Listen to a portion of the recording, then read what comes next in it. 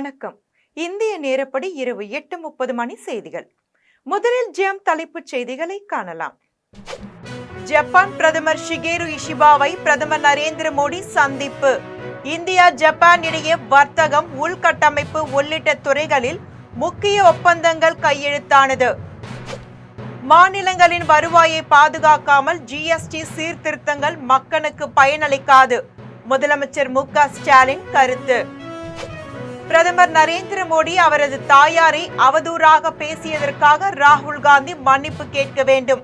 மத்திய உள்துறை அமைச்சர் அமித்ஷா வருத்தம். மழலை குழந்தைகளின் கல்வியும் ஊட்டச்சத்து தேவையும் கேள்விக்குறியாகியுள்ளது. சத்துணவு பணியாளர்களை உடனடியாக பணி நிரந்தரம் செய்ய வேண்டும் என டிடிவி தினகரன் வலியுறுத்தல். உக்ரைன் மீது ரஷ்யா ட்ரோன் ஏவுகணை தாக்குதல் நடத்தியதில் 21 பேர் உயிரிழப்பு. இனி விரிவான செய்திகளை காணலாம். ஜப்பான் பிரதமர் ஷிகேரு இஷிபாவை பிரதமர் நரேந்திர மோடி சந்தித்து பேசிய போது இந்தியா ஜப்பான் இடையே வர்த்தகம், உள்கட்டமைப்பு உள்ளிட்ட துறைகளில் முக்கிய ஒப்பந்தங்கள் கையெழுத்தானது. இந்தியா ஜப்பான் நாடுகளுக்கு இடையே 15வது உச்சி மாநாடு இன்று பிற்பகலில் ஜப்பானில் நடைபெற்றது. இதில் கலந்து கொள்வதற்காக பிரதமர் நரேந்திர மோடி நேற்று இரவு டெல்லியில் இருந்து புறப்பட்டு சென்றார். இன்று அதிகாலை அவரது விமானம் மூலம் டோக்கியோ சென்றடைந்தார். விமான நிலையத்தில் ஜப்பான் அமைச்சர்கள், அதிகாரிகள் மற்றும் இந்திய வாழ் ஜப்பான் மக்கள் உற்சாக வரவேற்பு அளித்தனர். டோக்கியோ விமான நிலையத்தில் கலை நிகழ்ச்சிகளும் நடத்தப்பட்டன. அதை கண்டு களித்த பிறகு பிரதமர் நரேந்திர மோடி தனது 2 நாள் ஜப்பான் சுற்றுப்பயணத்தை தொடங்கினார். இதனையடுத்து ஜப்பான் பிரதமர் ஷிகேரு இஷிபாவை பிரதமர் நரேந்திர மோடி சந்தித்து பேசினார். இந்த சந்திப்பின் போது இந்தியா ஜப்பான் இடையே வர்த்தகம், உள்கட்டமைப்பு உள்ளிட்ட துறைகளில் முக்கிய ஒப்பந்தங்களும் கையெழுத்தாகியுள்ளன. பின்னர் இரு தலைவர்களும் கூட்டாக செய்தியாளர்களை சந்தித்தனர். ஜப்பான் பிரதமர் பேசும்போது இந்தியாவின் வரலாற்றை பார்த்து நான் பிரமித்து போனேன் என்றும், 6 ஆண்டுகளுக்கு முன் இந்தியா சென்றது மறக்க முடியாதது, இந்தியாவுடனான விண்வெளி ஒத்துழைப்பை ஆதரிப்போம் என்றும் ஜப்பான் பிரதமர் ஷிகேரு இஷிபா தெரிவித்தார். மாநிலங்களின் வருவாயை பாதுகாக்காமல் ஜிஎஸ்டி சீர்திருத்தங்கள் மக்களுக்கு பயனளிக்காது என்று முதலமைச்சர் மு க ஸ்டாலின் தெரிவித்துள்ளார். மத்திய அரசு முன்மொழிந்துள்ள ஜிஎஸ்டி வரி எளிமைப்படுத்தல் குறித்து கலந்து ஆலோசிப்பதற்காக டெல்லியில் எதிர்க்கட்சிகள் ஆளும் 8 மாநிலங்களின் நிதி அமைச்சர்கள் கூட்டம் நடைபெற்றது. கூட்டத்தில் சீர்திருத்தங்களின் நோக்கத்தை வரவேற்கும் அதே வேளையில் மக்கள் நலத்திட்டங்கள் மற்றும் உள்கட்டமைப்பிற்கு அவசியமான மாநில வருவாயை பாதிக்காத வகையில் ஜிஎஸ்டி வரி எளிமைப்படுத்தல் அமைய வேண்டும், வரி குறைப்பின் பயன்கள் நேரடியாக சாமானிய மக்களை சென்றடைய வேண்டும் எனவும் எதிர்க்கட்சிகள் வலியுறுத்தின. இது குறித்து தயார் செய்யப்பட்டுள்ள ஒருமித்த வரவறிக்கை ஜிஎஸ்டி கவுன்சில் கூட்டத்தில் முன்வைக்கப்பட்டு மாநில வருவாயினை பாதுகாத்து நியாயமான முடிவுகளை உறுதி செய்ய அனைத்து மாநிலங்கள் மற்றும் மத்திய அரசின் ஆதரவு கோரப்படும் என்று தெரிவிக்கப்பட்டுள்ளது.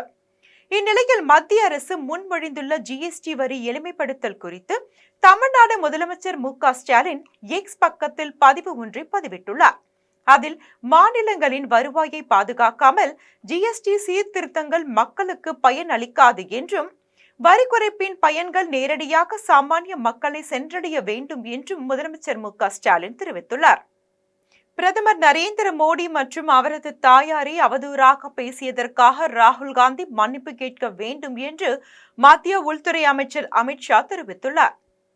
நாடு முழுவதும் வாக்கு திருட்டு நடைபெற்றுள்ளதாக புகார் தெரிவித்து பீகாரில் ராகுல் காந்தி தலைமையில் வாக்குரிமை பயணத்தை எதிர்க்கட்சிகள் கடந்த 17ஆம் தேதி முதல் நடத்தி வருகின்றன. பீகாரில் நடைபெற்று வரும் யாத்திரையில் எதிர்க்கட்சிகளை சேர்ந்த தலைவர்கள் பலரும் ராகுலுடன் இணைந்து பங்கேற்கின்றனர். செப்டம்பர் 1ஆம் தேதி பாட்னாவில் பிரம்மாண்ட பேரணியுடன் ராகுலின் பயணம் நிறைவடைகிறது. பீகாரில் விரைவில் சட்டப்பேரவை தேர்தல் நடைபெறவுள்ள நிலையில் ராகுலின் இந்த பயணம் அரசியல் முக்கியத்துவம் வாய்ந்ததாகவும் அமைந்தது. இதற்கிடையே ராகுலின் இந்த பயணத்தில் பங்கேற்ற காங்கிரஸ் உள்ளிட்ட எதிர்க்கட்சி நிர்வாகிகள் எழுப்பிய முழக்கங்கள் தொடர்பான சில வீடியோ பதிவுகள் பாஜகவின் அதிகாரப்பூர்வ எக்ஸ் பக்கத்தில் பகிரப்பட்டுள்ளது. அதில் ராகுல் காந்தியுடன் மேடையில் இருக்கும் சில நிர்வாகிகள் பிரதமர் நரேந்திர மோடிக்கு எதிராக அவதூறாக பேசியது பதிவாகியுள்ளது. இந்த நிலையில் பிரதமர் நரேந்திர மோடி மற்றும் தாயார் ஷீலா பென் மோடி குறித்து அவதூறு பேசியதற்காக ராகுல் காந்தி மன்னிப்பு கேட்க வேண்டும் என்று அமித்ஷா தெரிவித்துள்ளார். இது தொடர்பாக அமித்ஷா பேசினார். அப்பொழுது ராகுல் காந்தியிடம் சிறிதளவு நல்லெண்ணம் மீதம் இருந்தால் அவர் நரேந்திர மோடியிடமும் அவரது மறைந்த தாயாரிடமும் நாட்டு மக்களிடமும் மன்னிப்பு கேட்க வேண்டும் என்றும் 2 நாட்களுக்கு முன்பு நடந்த சம்பவம் அனைவரையும் வேதனைப்படுத்தி உள்ளது என்றும் மத்திய உள்துறை அமைச்சர் அமித்ஷா தெரிவித்துள்ளார். மழலை குழந்தைகளின் கல்வியும் ஊட்டச்சத்து தேவையும் கேள்விக்குறியாகி உள்ளது என்றும் சத்துணவு பணியாளர்களை உடனடியாக பணி நிரந்தரம் செய்ய வேண்டும் என்றும் டிடிவி தினகரன் வலியுறுத்தியுள்ளார். சத்துணவு ஊழியர்களின் வாழ்வாதாரத்தோடும் மழலை குழந்தைகளின் எதிர்காலத்தோடும் விளையாடும் திமுக அரசின் போக்கு கடும் கண்டனத்திற்குரியது என்றும் அம்மா மக்கள் முன்னேற்ற கழகத்தின் பொதுச் செயலாளர் டிடிவி தினகரன் தெரிவித்துள்ளார். இது தொடர்பாக அவர் அறிக்கை வெளியிட்டுள்ளார்.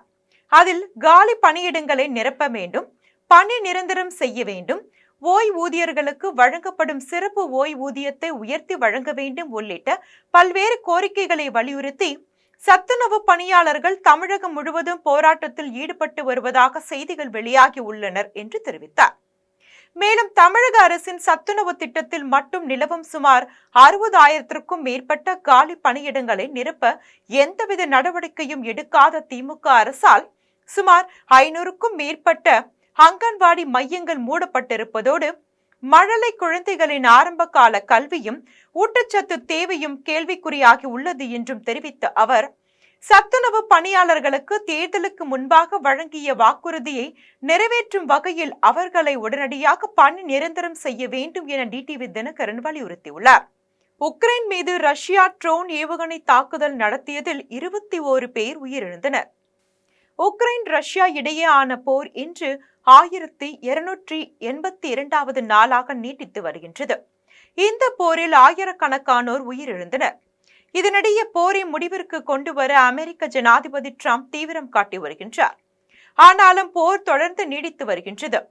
இந்நிலையில் உக்ரைன் தலைநகர் கீவ் உள்பட பல்வேறு பகுதிகள் மீது ரஷ்யா ட்ரோன் ஏவுகணை தாக்குதல் நடத்தியது.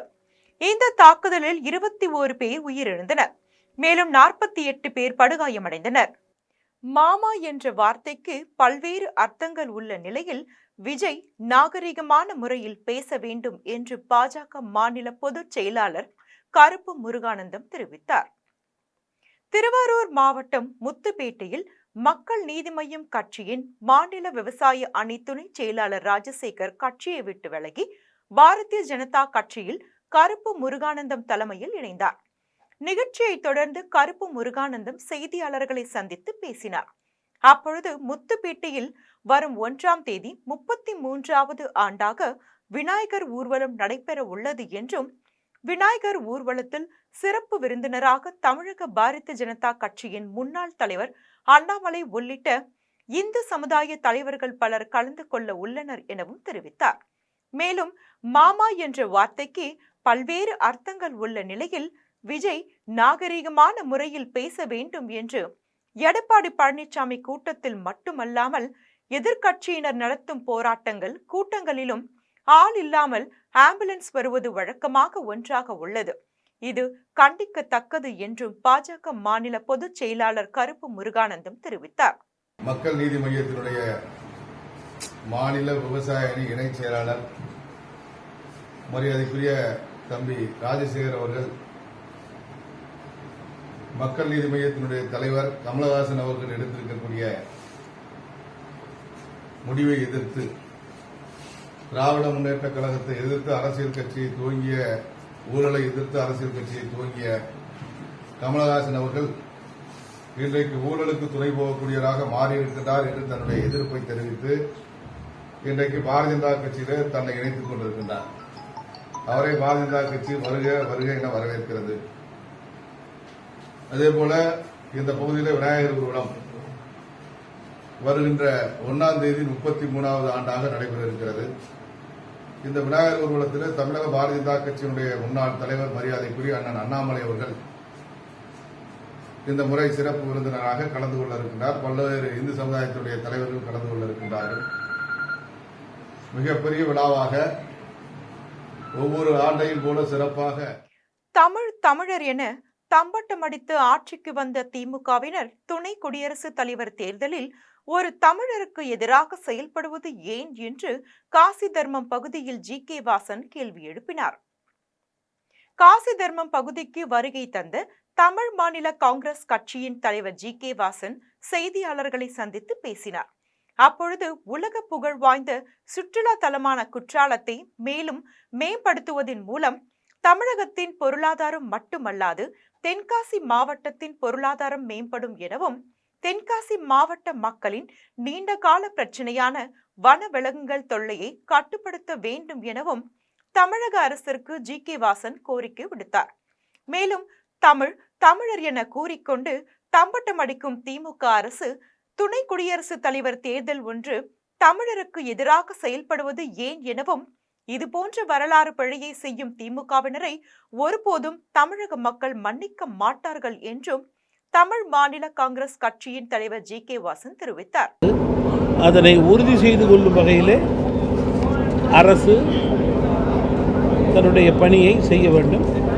மத்திய அரசை பொறுத்தவரையிலே நாங்கள் மத்திய அரசுக்கும் வேண்டுகோள் வைக்கிறோம். சுரண்டை மிக முக்கியமான பகுதி. இரட்டை குளம் கால்வாய் பாசன திட்டம் நிறைவேற்றக்கூடிய உறுதியான நிலையை அரசு எடுத்து செயல்படுத்த வேண்டும் என்பது மாவட்டத்துடைய தமாகவினுடைய நிலைப்பாடு, கோரிக்கை கொடுக்கும். நீங்கள் தமிழகத்திலிருந்து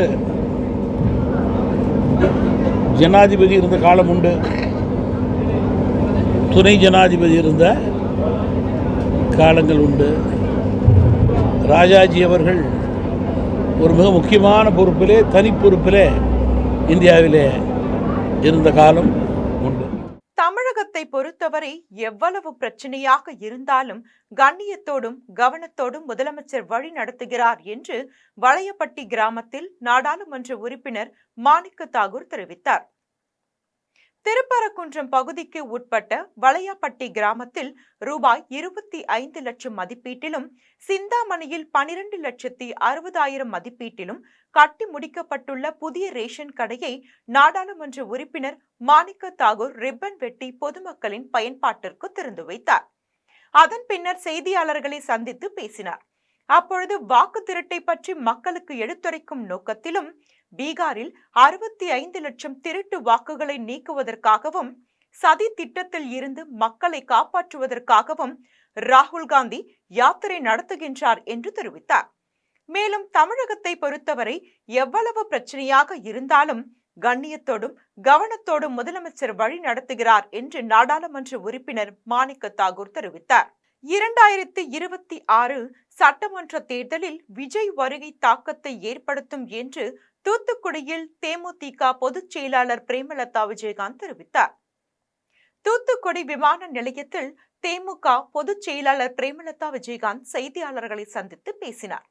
அப்பொழுது கேப்டன் விஜயகாந்த் தேர்தல் களத்தில் அனைத்து தொகுதிகளிலும் தனித்து போட்டியிடுவார் என்றும், அதேபோல் கண்டிப்பாக 2026 ஆண்டு சட்டமன்ற தேர்தலில் விஜய் வருகை தாக்கத்தை ஏற்படுத்தும் என்றும், அமெரிக்கா விரிவிப்பில் ஏற்றுமதி இறக்குமதியில் ஈடுபடும் இந்தியர்களுக்கு மிகப்பெரிய பாதிப்பை ஏற்படுத்தும் என்றும், ஏற்கனவே நமது நாட்டில் ஜிஎஸ்டி போன்ற வரிகளால் பாதிக்கப்பட்டுள்ள நிலையில் அமெரிக்காவின் வரி உயர்வால் இந்தியாவில் மிகப்பெரிய பாதிப்பு ஏற்படும் என்றும், மத்திய அரசு உடனடியாக அமெரிக்காவிடம் பேசி பிரதமர் சரி செய்து நமது பொருளாதாரத்தை மேம்படுத்த வேண்டும் என்றும் தேமுதிக பொதுச் செயலாளர் பிரேமலதா விஜயகாந்த் தெரிவித்தார்.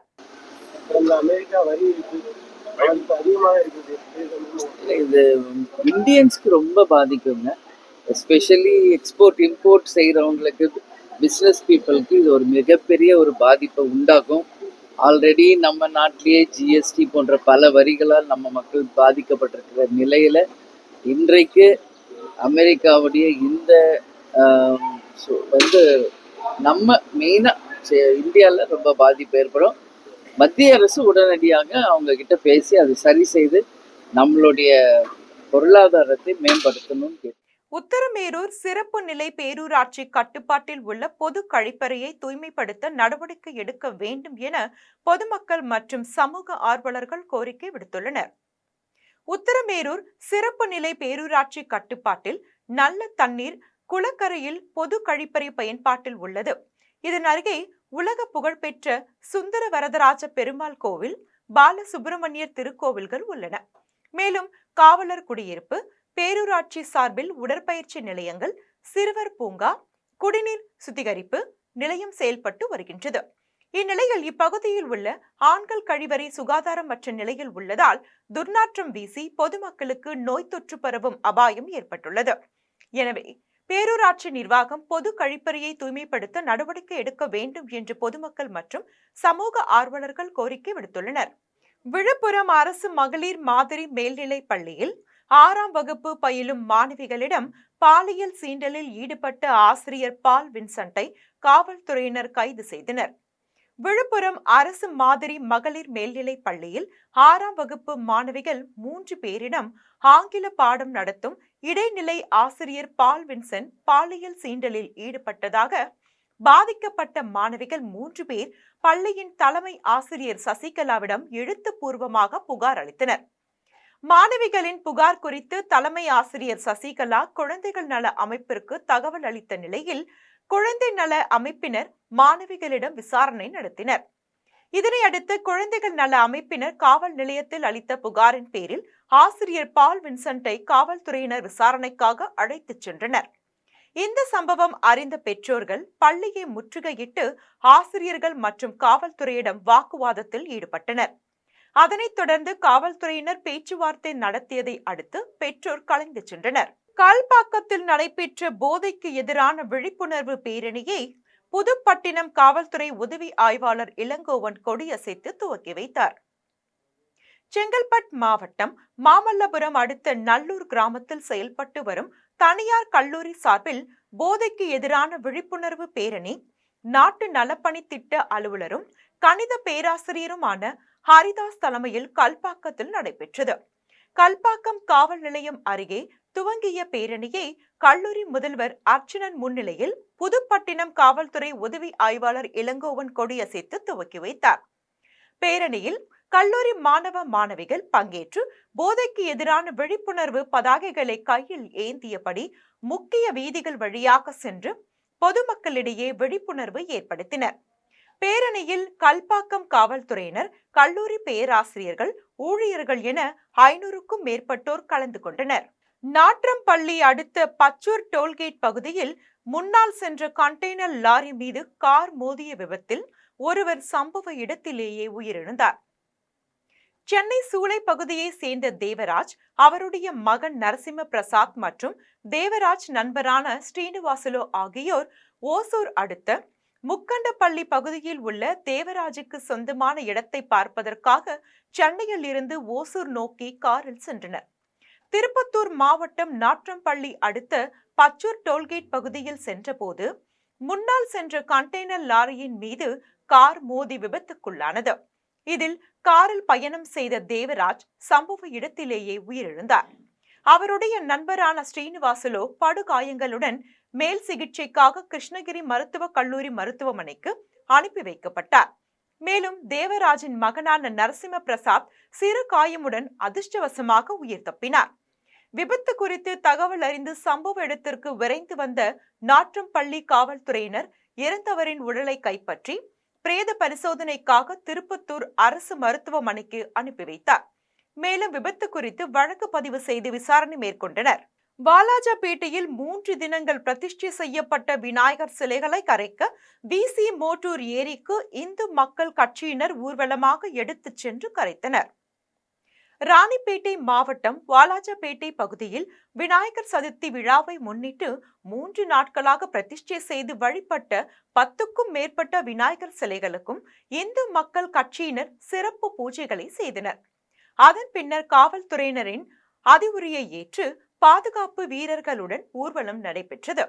வாலாஜாபேட்டை வீட்டு வசதி வாரிய குடியிருப்பு பகுதியில் இருந்து பரதநாட்டிய கலை நிகழ்ச்சிகளுடன் தொடங்கிய ஊர்வலத்தை இந்து மக்கள் கட்சியின் கோட்ட தலைவர் மோகன் தலைமையில் இந்து மக்கள் கட்சியின் தலைவர் அர்ஜுன் சம்பத் சிறப்பு விருந்தினராக கலந்து கொண்டு விநாயகர் ஊர்வலத்தை கொடியசைத்து தொடங்கி வைத்தார். அதன் பின்னர் விசி மோட்டூர் ஏரியில் அனைத்து சிலைகளும் கரைக்கப்பட்டது. ஊர்வலத்தில் கண்காணிப்பாளர் குணசேகரன் தலைமையில் 200க்கும் மேற்பட்ட அதிவிரைவு படை வீரர்கள் பாதுகாப்பு பணியில் ஈடுபட்டனர்.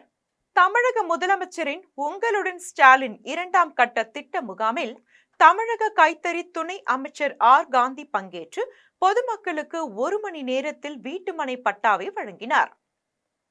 தமிழக முதலமைச்சரின் உங்களுடன் ஸ்டாலின் திட்ட முகாம் 2ஆம் கட்டமாக தொடங்கப்பட்டு நகர்ப்புறம் மற்றும் கிராமப்புறங்களில் வசிக்கும் பொதுமக்களிடம் இருந்து பல்வேறு கோரிக்கை மனுக்கள் பெறப்பட்டு அதன் மூலமாக துறை சார்ந்த அதிகாரிகள் தீர்வு கண்டு வருகின்றனர். அதன் தொடர்ச்சியாக ராணிப்பேட்டை மாவட்டம் வானாபாடி கிராமத்தில் நடைபெற்ற உங்களுடன் ஸ்டாலின் 2ஆம் கட்ட முகாமை தமிழக கைத்தறி மற்றும் துணி நூல் துறை அமைச்சர் ஆர் காந்தி தொடங்கி வைத்தார். அதன் பின்னர் 1 மணி நேரத்தில் வீட்டுமனை பொதுமக்களுக்கு வழங்கியதோடு கர்ப்பிணி தாய்மார்களுக்கு ஊட்டச்சத்து பெட்டகம் மற்றும் வயதானவர்களுக்கு மருந்து பெட்டகம் உள்ளிட்டவைகளை அமைச்சர் வழங்கினார். அதோடு இல்லாமல் ராணிப்பேட்டை, ஆற்காடு உள்ளிட்ட இடங்களில் ஏற்பாடு செய்யப்பட்டுள்ள உங்களுடன் ஸ்டாலின் முகாமை பார்வையிட்டு பொதுமக்களுக்கு நலத்திட்ட உதவிகளை வழங்கி சிறப்பித்தார். முகாமில் மாவட்ட ஊராட்சி குழு தலைவர் ஜெயந்தி திருமூர்த்தி, வாலாஜ ஒன்றிய குழு தலைவர் சேஷா வெங்கட், துணைத் தலைவர் ராதாகிருஷ்ணன், ஊராட்சி மன்ற தலைவர் சரஸ்வதி, ஒன்றிய கவுன்சிலர் செல்வி முருகன், வட்டாட்சியர் ஆனந்தன் உட்பட அரசு அதிகாரிகள், மக்களால் தேர்ந்தெடுக்கப்பட்ட உள்ளாட்சி பிரதிநிதிகள் என பலர் கலந்து கொண்டனர். திருப்பரங்குன்றத்தில் 350 ஆண்டுகள் பழமையான அருள்மிகு பேசும் பெண் தெய்வம் பேச்சியம்மன் திருக்கோவிலின் குடமுழுக்கு விழா வெகு விமர்சையாக நடைபெற்றது. மதுரை திருப்பரங்குன்றம் கிரிவல பாதையில் அமைந்துள்ள 350 ஆண்டுகள் பழமை வாய்ந்த பேசும் பெண் தெய்வம் பேச்சியம்மன் திருக்கோவிலின் குடமுழுக்கு விழா நடைபெற்றது. விழாவை முன்னிட்டு கடந்த 20ஆம் தேதி கும்பாபிஷேகத்திற்கான முகூர்த்த கால் நடப்பட்டு அதனைத் தொடர்ந்து காலையில் திருப்பரங்குன்றம் சுப்பிரமணிய சுவாமி திருக்கோவில் 2ஆம் ஸ்தனிகப்டர் ரமேஷ் பட்டர் தலைமையிலான சிவாச்சாரியார்கள் பங்கேற்று வேத மந்திரங்கள் முழங்க யாகத்தில் பூஜிக்கப்பட்ட புனித நீரை மேலதாள வாத்தியங்களுடன் கோவிலின் கோபுரத்திற்கு எடுத்துச் சென்று கலசத்தின் மீது ஊற்றி கும்பாபிஷேக விழாவை சிறப்பாக நடத்தினர். அதனைத் தொடர்ந்து திருக்கோவிலில் வீற்றிருக்கும் தெய்வங்களான அங்காள ஈஸ்வரி, பேச்சியம்மன் மற்றும் உப தெய்வங்களான ராக்காயி, இருளாயி, கருப்பாயி, கோட்டை கருப்பு, சோனிசாமி உள்ளிட்ட 21 தெய்வங்களுக்கு ஒரே நேரத்தில் புனித நீர் ஊற்றப்பட்டு மகா குடமுழுக்கு விழா நடைபெற்றது. விழாவில் திருப்பரங்குன்றம் மட்டுமின்றி மதுரை சுற்றியுள்ள பல்வேறு கிராமங்களில் இருந்து பல்லாயிரக்கணக்கான பக்தர்கள் கலந்து கொண்டு பேச்சியம்மனை வழிபட்டனர். விழாவிற்கான ஏற்பாடுகளை திருக்கோவில் கமிட்டியினர் சிறப்பாக செய்திருந்தனர். அரக்கோணம் பரம்பரா CBSE பள்ளியில் நடைபெற்ற 2025ஆம் ஆண்டு விளையாட்டுப் போட்டிகளை காவல்துறை துணை கண்காணிப்பாளர் ஜாஃபர் சித்திக் துவக்கி வைத்தார். ராணிப்பேட்டை மாவட்டம் Arakkonam Parampara academy senior secondary CBSE பள்ளியில் 2025ஆம் ஆண்டிற்கான பரம்பரா கேல்மஹா உற்சவ் விளையாட்டுப் போட்டிகளின் துவக்க விழா நிர்வாக அறங்காவலர் கமல் சுந்தரமூர்த்தி தலைமையில் நடைபெற்றது. விழாவில் சிறப்பு அழைப்பாளராக காவல்துறை துணை கண்காணிப்பாளர் ஜாஃபர் சித்திக் மற்றும் வடமாம்பாக்கம் ஊராட்சி மன்ற தலைவர் பாக்யராஜ் ஆகியோர் கலந்து கொண்டு ஒலிம்பிக் ஜோதி ஏற்றி வைத்து விளையாட்டுப் போட்டிகளை துவக்கி வைத்தனர். அதன் பின்னர் இப்பள்ளியில் படித்து நீட் தேர்வில் தேர்ச்சி பெற்று அரசு மருத்துவக் கல்லூரியில் சேர்ந்துள்ள மாணவர்கள் 2 சால்வை அணிவித்து வாழ்த்து தெரிவித்தனர். அதனைத் தொடர்ந்து பள்ளி வளாகத்தில் மாணவர்களின் சீருடை அணிவகுப்பு, பல்வேறு கண்கவர் கலை நிகழ்ச்சிகள் மற்றும் 2025ஆம் ஆண்டிற்கான விளையாட்டுப் போட்டிகள் நடைபெற்றது. இதில் பள்ளியின் துணை முதல்வர் ஆக்ஸ்டின் செல்லபாபு, ஆசிரியர்கள், பெற்றோர்கள், மாணவர்கள் உட்பட ஏராளமானோர் கலந்து கொண்டனர். வல்லக்கோட்டை முருகன் திருக்கோவிலில் இந்து அறநிலைத்துறை சார்பில் 2 ஜோடிகளுக்கு சீர்வரிசை பொருட்களுடன் இலவச திருமணம் நடைபெற்றது. தமிழ்நாடு முதலமைச்சர் மு.க. ஸ்டாலின் வழிகாட்டுதலின்படி திராவிட மாடல் ஆட்சியில் தமிழ்நாடு முழுவதும் இந்து சமய அறநிலைத்துறை கட்டுப்பாட்டில் உள்ள திருக்கோவில்களில் இந்த ஆண்டு 1000 ஜோடிகளுக்கு இலவச திருமணம் நடத்தி வைக்கப்படும் என்று சட்டமன்றத்தில் இந்து சமய அறநிலைத்துறை அமைச்சர் சேகர்பாபு அறிவித்தார். இதனைத் தொடர்ந்து ஒவ்வொரு இணை ஆணையர் மண்டலத்திலும் தலா 50 இணைகளுக்கு திருக்கோவில்களில் இலவச திருமணம் நடத்துமாறு இந்து சமய அறநிலைத்துறை ஆணையர் உத்தரவிட்டதற்கு இணங்க திருக்கோவில்களில் திருமணங்கள் நடத்தப்பட்டு வருகின்றன.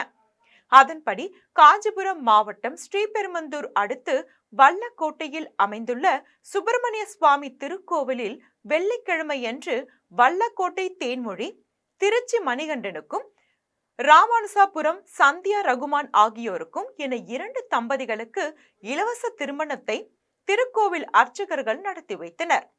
திருக்கோவில் நிர்வாகத்தின் சார்பில் மணமக்களுக்கு தலா 4 கிராம் தங்கத்தாலி, கட்டில், மெத்தை, பீரோ, பூஜை சாமான்கள், மிக்சி, சமையல் பாத்திரங்கள் உள்ளிட்ட தலா ரூபாய் 70 மதிப்பிலான சீர்வரிசை பொருட்கள் திருக்கோவிலின் நிர்வாக அதிகாரி செந்தில்குமார், அறங்காவலர் குழு தலைவர் செந்தில் தேவராஜ், அறங்காவலர்கள் விஜயகுமார், மோகனகிருஷ்ணன் ஆகியோர் வழங்கினர்.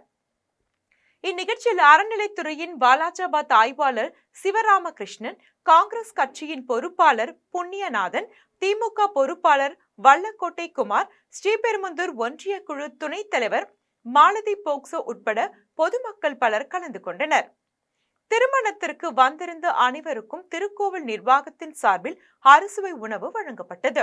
காஞ்சிபுரம் உட்கோட்டம் உத்தரமேரூரில் குட்கா விற்ற பெண்ணை காவல்துறையினர் கைது செய்தனர். உத்தரமேரூர் பேரூராட்சிக்கு உட்பட்ட பல்வேறு பகுதிகளில் உத்தரமேரூர் காவல் நிலைய ஆய்வாளர் ஜெயவேல் தலைமையிலான காவல்துறையினர் ரோந்து பணியில் ஈடுபட்டனர். இதனையடுத்து எம்ஜிஆர் நகரில் ராதா என்பவரின் பெட்டி கடையில் சந்தேகத்தின் பேரில் சோதனை மேற்கொண்டனர். அப்பொழுது பெட்டிக்கடையில் பதுங்கி வைக்கப்பட்டிருந்த 1.5 கிலோ பான் மசாலா உள்ளிட்ட குட்கா பொருட்கள் இருந்தது. இதனை அடுத்து காவல்துறையினர் குட்கா பொருட்களை பறிமுதல் செய்ததுடன் பெட்டிக்கடை உரிமையாளர் ராதா மீது வழக்கு பதிவு செய்து அவரை கைது செய்து விசாரணை மேற்கொண்டனர். குடியாத்தம் நகராட்சி தூய்மை பணியாளர்களுக்கு ரூபாய் 10 லட்சம் மதிப்பீட்டில் வழங்கப்பட்ட உபகரணங்களை நகராட்சி தலைவர் சவுந்தரராஜன் பார்வையிட்டு ஆய்வு செய்தார். பருவமழை தொடங்க இருப்பதால் வேலூர் மாவட்டம் குடியாத்தம் நகராட்சி தூய்மை பணியாளர்களுக்கு ரூபாய் 10 லட்சம் மதிப்பீட்டில் முகக்கவசம், கையுறை, காலணிகள், ஒளிரும் சட்டைகள், மக்கும் குப்பைகள், உரம் தயாரிக்க பயன்படுத்தும் ரசாயன பொருட்கள் மற்றும் நாய்களை பிடித்து கருத்தடை செய்யும் நவீன உபகரணங்கள் உள்ளிட்டவைகளை வழங்கப்பட்டது. இதனை நகராட்சி தலைவர் சவுந்தரராஜன் பார்வையிட்டு ஆய்வு செய்தார். நிகழ்ச்சியில் நகராட்சி ஆணையர் மங்கையர்கரசன், நகராட்சி துப்புரவு ஆய்வாளர் அலி, நகராட்சி உறுப்பினர் ஆட்டோ மோகன் உட்பட பலர் கலந்து கொண்டனர். சோழவந்தான் அருகே முள்ளிப்பள்ளம் கிராமத்தில் அமைந்துள்ள ஸ்ரீ வரதராஜ பெருமாள் திருக்கோவிலின் மகா கும்பாபிஷேக விழா 63 ஆண்டுகளுக்கு பிறகு வெகு விமரிசையாக நடைபெற்றது. மதுரை மாவட்டம் சோழவந்தான் அடுத்த முள்ளிப்பள்ளம் கிராமத்தில் அமைந்துள்ள விஜயலட்சுமி சமேத ஸ்ரீ வரதராஜ பெருமாள் திருக்கோவிலின் மகா கும்பாபிஷேக விழா 63 ஆண்டுகளுக்கு பிறகு சிறப்பாக நடைபெற்றது. விழாவின் முன்னதாக காலையில் திருக்கோஷூர் ஸ்ரீ வரலட்சுமி நரசிம்ம ஐயங்கனார் தலைமையில் மங்கள இசையுடன் புண்ணியாவாகனம், வாஸ்து சாந்தி ஹோமம், அங்குரார்பணம் ஆகியவை நடைபெற்றது. அதன் பின்னர் யாகத்தில் பூஜிக்கப்பட்ட புனித நீரை சிவாச்சாரியார்கள் மேலதாள வாத்தியங்களுடன் கோவிலின் கோபுரத்திற்கு எடுத்துச் சென்று கலசத்தின் மீது ஊற்றி கும்பாபிஷேகத்தை சிறப்பாக நடத்தினர். அதன் பின்னர் கோவிலில் திரண்டிருந்த பக்தர்கள் மீது புனித நீரை தெளித்தனர்.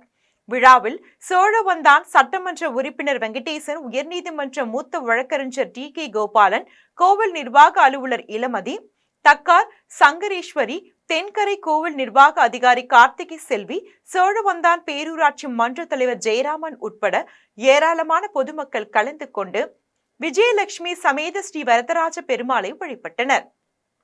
விழாவிற்கான ஏற்பாடுகளை திருக்கோவில் செயல் அலுவலர் இளமதி, தக்கார் சங்கரேஸ்வரி, திருக்கோவில் பணியாளர்கள் மற்றும் முள்ளிப்பள்ளம் கிராம பொதுமக்கள் செய்திருந்தனர். விழாவில் 5000 பேருக்கு அன்னதானம் வழங்கப்பட்டது. குடியாத்தம் நல்லூர்பேட்டை சாமுண்டிபுரம் பகுதியில் உள்ள ஸ்ரீதேவி நாகாத்தம்மன் கோவிலில் பால்குட ஊர்வலம் சிறப்பாக நடைபெற்றது.